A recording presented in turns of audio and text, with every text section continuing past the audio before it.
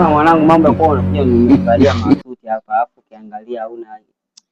Sio ni mwanaume gani? Sema mimi nakusikii. Unajua alafu unajivalisha masuti akipita hapa mademu.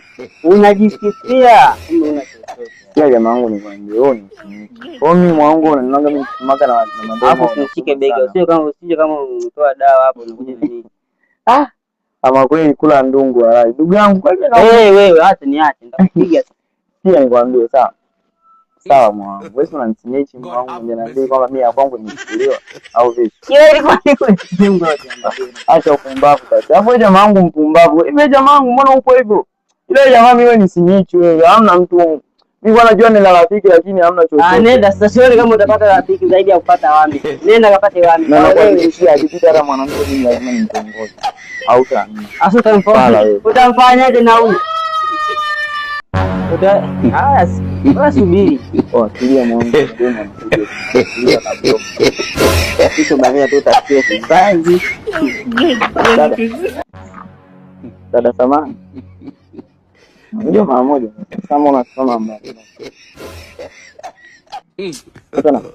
God have mercy on us. Jamaa mbona hivyo? Asa na hivyo gani wakati mercy upon us. Achana huyu jamaa kidogo. Asa usisikie nikwambie tu kweli. Usikujua sana.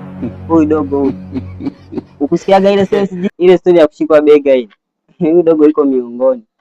Sema mimi waga namsitia lakini ngoja tu nikwambie dada yangu. Nikienda chumbani hakuna lolote. Labda wewe kama wewe ni mwanaume ubaya tu na nini.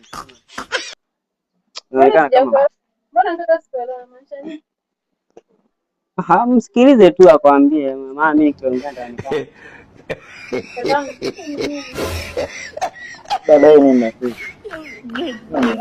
Nilikuwa tunataka nilikuwa naulizia mji wangu. God have mercy upon us. Acha. Sema usaidie. Hamna. Haina shida. Wewe ni. Wajua kumbe hebu sikia kwanza. Unazaniki wanaume ambao wamevaa suti ndio waga ni wazuri tu. Usiangalie wanaume ambao wamevaa suti. Hawana chochote. Sema mimi ndo nina hela. Sema sasa na wewe, bora mkandia mwenzio dogo kitendea. Asa ana nandi, ana kitendea kazi. Sasa kafanya. Huo ni ugonjwa wa muda tu anapona.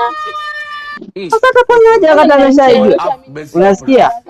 Unasikia? Au na wewe ni mwanamke?